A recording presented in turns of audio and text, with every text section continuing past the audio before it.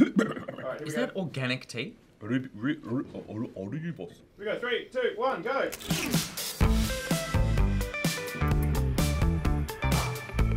I'm Nick.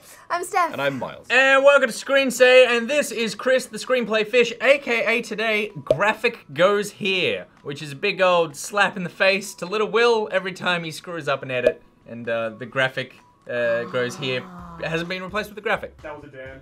Oh, was that a Dan problem? Oh, That's even worse. But that's a true hero. Takes that one on the chest for himself. Truly does. That name sent him by Nudgy. If you want to name that fish, use the hashtag NameThatFish down in the comments below. But we're not here to talk about fish today. We are here because the plucky little French upstart company Ubisoft has successfully fended off a hostile takeover by Vivendi. Well done, Ubisoft. Round of applause. But one in for French. the little guys. One for the little guys. So, I mean, what do you think of when you think of Ubisoft? Assassin's Creed. You're so enthused. Assassin's Creed.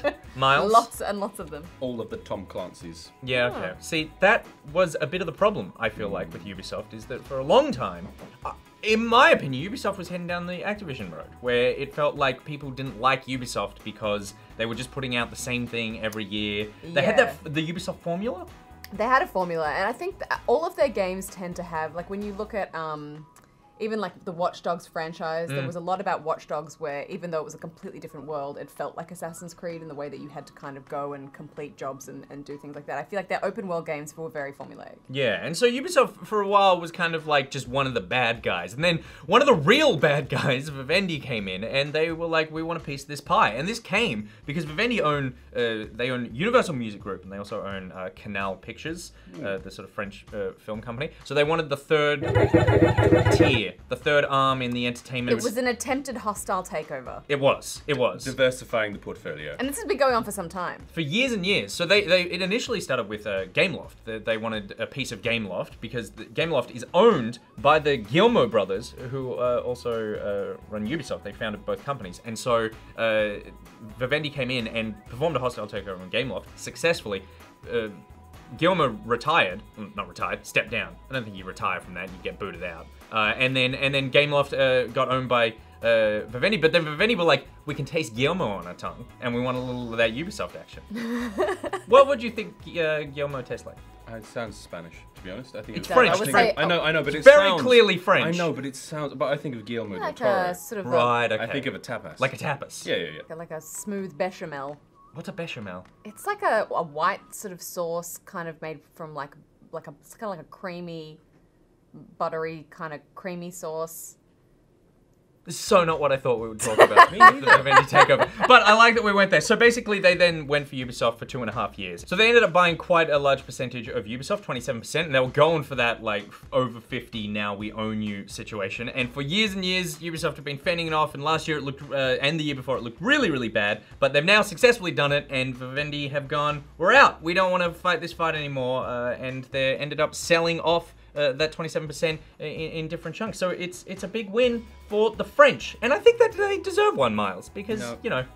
Historically, actually, the French have got many victories under their belt. While they are famous for surrendering and flying the old white flag, if you Google it, the French have quite a few victories on their belt. Napoleon ran that shit. I think it's interesting, though, because when you think about, like, I mean, someone had to buy up that, That's you know, right. that 26% or whatever. Guess who bought 5 of it? Who? Tencent. Tencent did. Who are Tencent? Yeah. Who are Tencent? Tencent bought 5% of 100% of a Spanish brothers French company. It Of a sounds tasty Spanish confusing because it bechamel flavor. is dealing in numbers, but yeah, Tencent are that massive Chinese company who like own pretty much a piece of everything. Yeah, which is mega cool. yeah. I would say they are the Disney of the game world.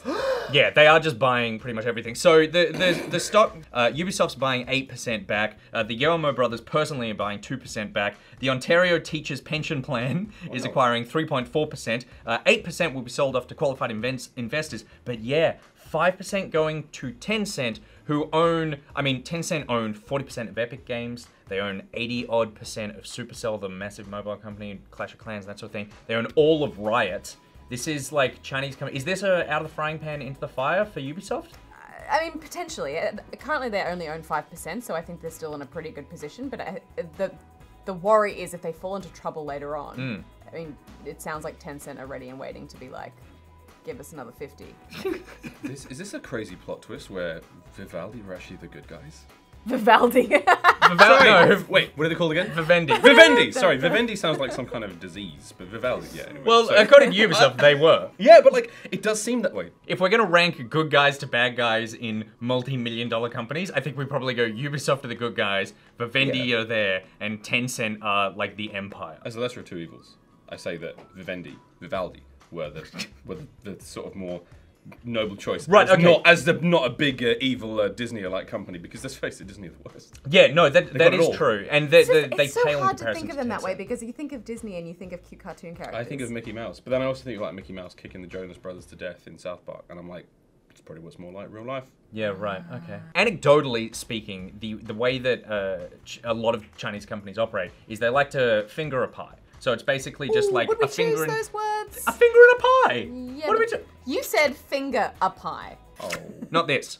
Basically, they like to have many pies. They put a bunch of 10-cent fingers into them and let them all percolate. Okay. And then, but here in this scenario, the fear is that if, like you said, if Ubisoft, turn around and they're like hitting rough times, then Tencent are there and we're like, well, we're worth just billions and billions and billions of dollars and we can buy you up. Because I feel like Ubisoft have kind of redeemed themselves from what we were talking about at the beginning, where they were a company that were iterative on just like the same franchises all the time. Have They've been become- exploring more indie projects and sort of taking more risks and stuff like that. Yeah, totally. I mean, Rainbow Six Siege being a great example of a game that had been out, Rainbow Six has been out for years and years, and then they put Siege out, it launches okay, and they've supported it in a really positive way. It's turned into a great game. that's a big risk, because when I think of Ubisoft's back catalogue, it's like a grey, murky banner with like a little bit of Tomb Raider, a little bit of Assassin's Creed, but like these games are very samey and there's not a lot happening that's very interesting. So who knows? This is maybe a great thing for them. Yeah, and then they've also got like now Far Cry's coming out. You got Mario & Rabbids and that sort of thing. President of Tencent, Martin Lau, came out and said, "We're honoured to start this new chapter of our relationship with Ubisoft